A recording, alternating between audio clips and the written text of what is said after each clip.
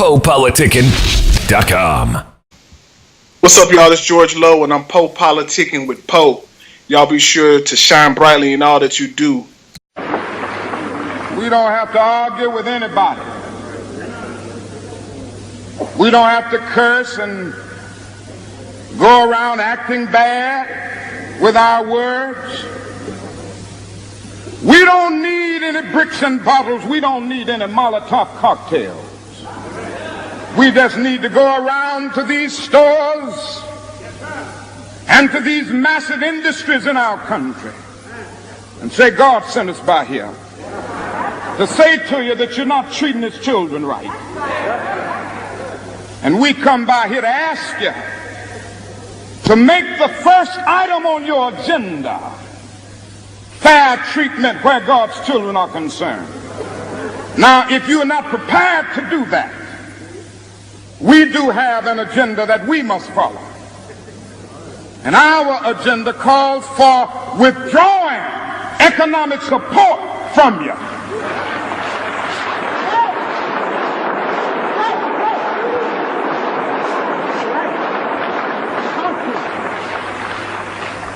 And so as a result of this, we're asking you tonight to go out and tell your neighbors not to buy Coca-Cola in Memphis.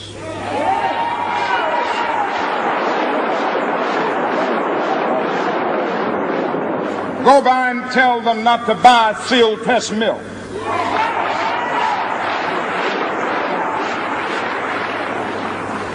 Tell them not to buy, what is the other bread? Wonder Bread. And what is the other bread, come to Jesse? Tell them not to buy Hart's bread.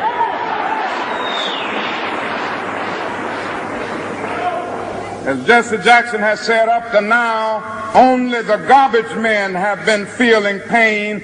Now we must kind of redistribute the pain.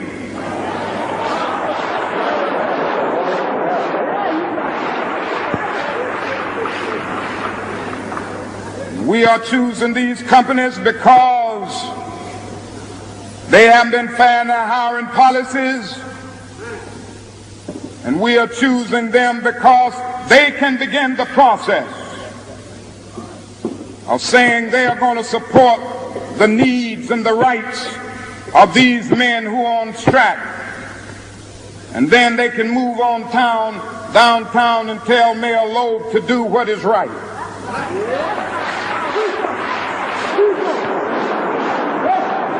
Now, not only that, we've got to strengthen black institutions.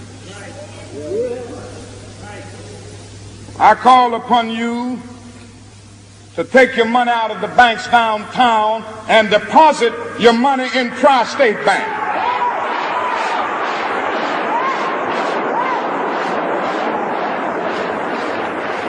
We want a bank-in movement in Memphis.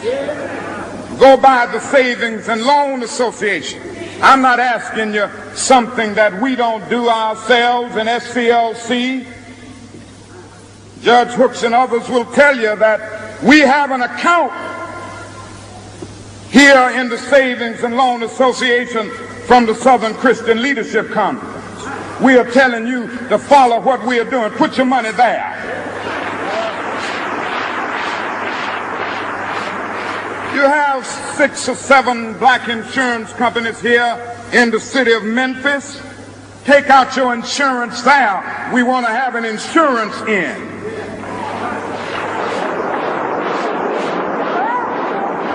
Now, these are some practical things that we can do. We begin the process of building a greater economic base. And at the same time, we are putting pressure where it really hurts. And I ask you to follow through here. Now let me say as I move to my conclusion that we've got to give ourselves to this struggle until the end. Nothing would be more tragic than to stop at this point in Memphis. We've got to see it through.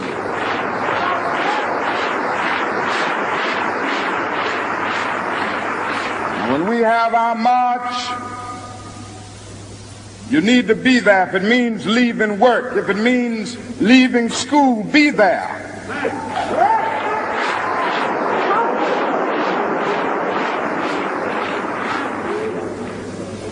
Be concerned about your brother. You may not be on strike, but either we go up together or we go down together.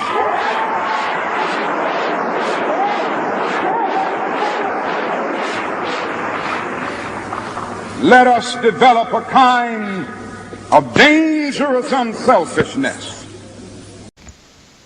Welcome back to PoPolitickin.com. Make sure you subscribe on YouTube, like on Facebook, all that. I'm now politicking with George Brett Lowe. That's what I'm going to hit you with the Facebook name. So George is doing a special Martin Luther King Day event called Refocused, and it's Dr. King's dream of economic empowerment, and it's going to talk about economic development, small talk sessions, and discussion panels. So we just want to talk about that. It's on January 16th. Yeah, man. Dr. King's birthday. We just wanted to really, man, take an opportunity. A lot of times people focus so much on commemorating and, you know, the ceremonies around him, but I feel like, and those that are helping me plan, we feel like he would really want us to be doing the works, you know what I mean? Because it doesn't stop. You know, when one leaves, you know, we got to continue on those efforts. So we've rallied around a few speakers and things, man. We have people coming in, plugging their resources in, just to make sure that the people in the community leave empowered with things that they can actually apply to their, you know, their daily lives. And I heard this is the second installment, so I just want you to talk about the background of the event and how it came about.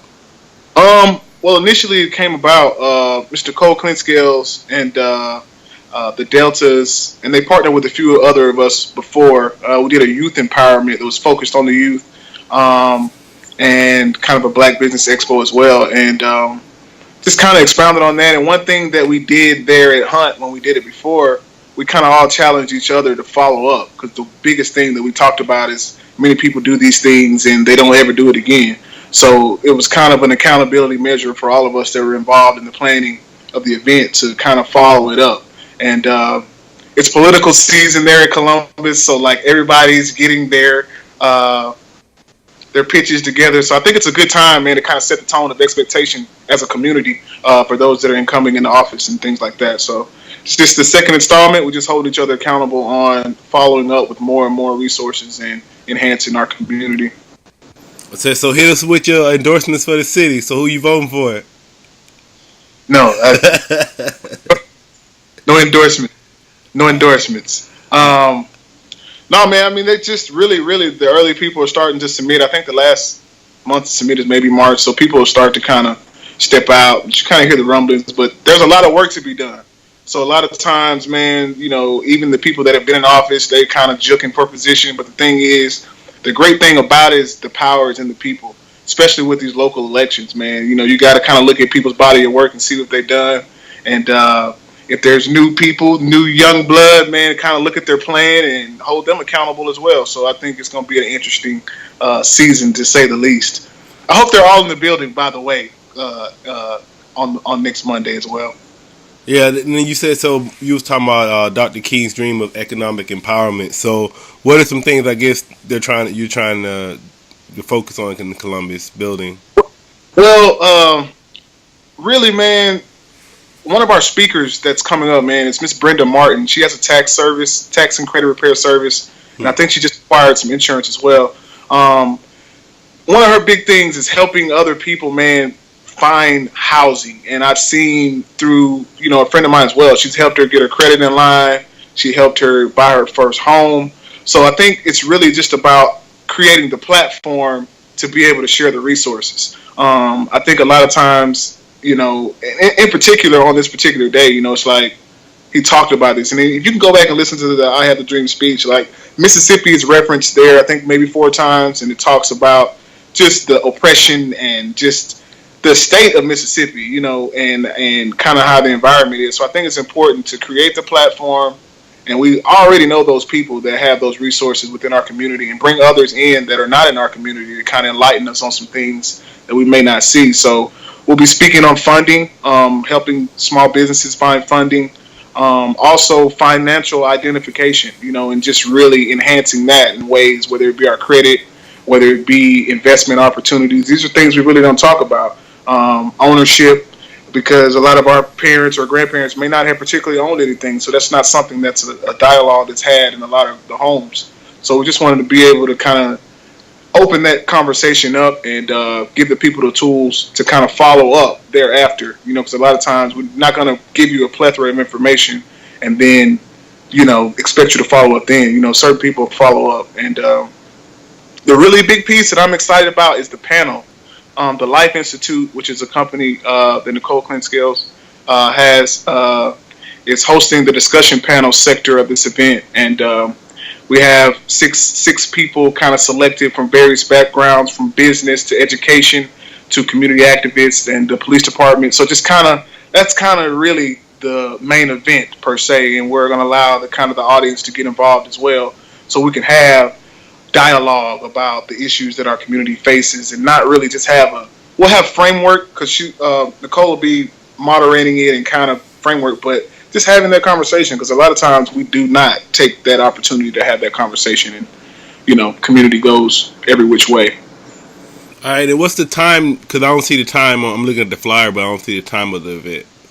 Yeah, it's 11 a.m. We're about to hit a heavy promo run this week with some updated information there. We were kind of tidying up some things with the venue and stuff like that. So it's 11 a.m. Monday the 16th. You don't have to bring anything but yourself. We'll have some resources and things to give you guys, and we're just going to come out. There's also a music piece. There's a unity choir being formed from various musicians in the community.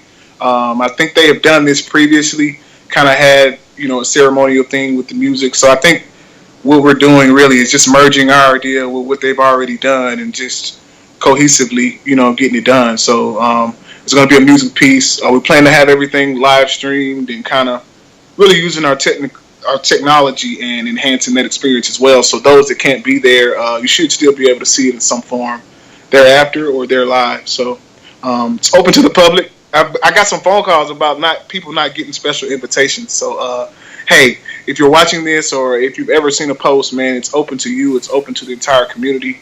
And I was telling Clinkscales the other day, man, we're probably going to have some capacity issues, standing room only. So you might want to get there early, man, and get the information and go back out and share it with the people. All right. And I just wanted to hear about your background a little bit and what motivated you to get behind this. Man, I'm just really, man, a people's person. I enjoy kind of learning things and then taking that back. And Columbus, and anyone that knows me, man, I'm probably I don't know anybody that's more COL than me, to be honest. But it's really an opportunity, man, to pour into the city. And even this platform that we're using now, I think, we discussed this earlier, talking about how ways that you can still pour into your hometown, man. And I appreciate the opportunity, because this is an example of that empowerment, you know what I mean? And using the tools that we already possess, you know what I'm saying, with purpose. All right, man. So I want to say thank you for politicking with me today. Hey, I got to come back too, man. I got some projects I'm working on. I'm just saying. No doubt, man. Just let me know anytime. But I'm gonna say, so I guess just like we'll make sure we cover the who, what, when, and where. So if they want any more information, they just need to contact you. How? Well, they can hit me on Facebook, man, George Brett Lowe Sr., or Instagram, Twitter, Snapchat. It's Born and Bred Lowe. That's BORANDBRED LOWE.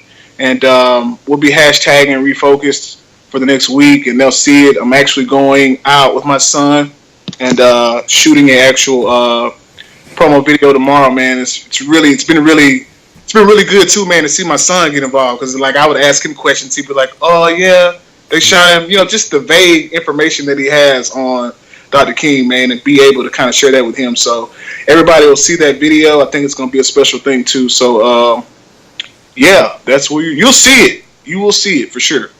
Yeah, but I was going to ask you too. So what's up with like Malcolm X, Garvey, Huey? What we gonna do for them? Like the other black leaders, or even like Nelson Mandela? Like Seem like we only give Martin Luther King his shine. Those are facts. And I think it's just like you said, just even that accountability. Like, hey, what are we gonna do about them? So I was working with Joe Dent's got some pieces, man, that he did, some art pieces that kind of married the two with Malcolm and Martin, and we were kind of talking about some ideas on, okay, we can start with this, but let's kind of build on that and do what you're talking about, open up the dialogue with others.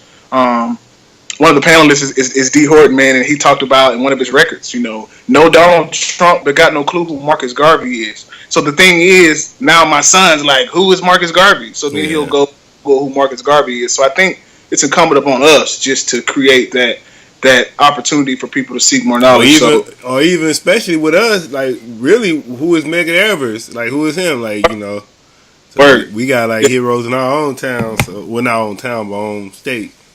And I think, like you said, man, it's just asking that question and then kind of accepting the fact that we do spend a lot of time on MLK and not spending it on others. So it's just about taking that time and doing that. So like, I'm down for that. If you got any ideas that we can kind of cook up, but I know I mentioned Joe in particular because like I think the great thing about his art is explaining and expounding on where he was when he created it and kind of creating content based off that, which would kind of open up some more dialogue about the other leaders. So he's going to release some more works here pretty soon. So I think we'll have the platform to be able to open up about the other leaders as well. And kind of, one thing we always say, we are Black history as well. So our efforts and our actions should be to carry them on as well.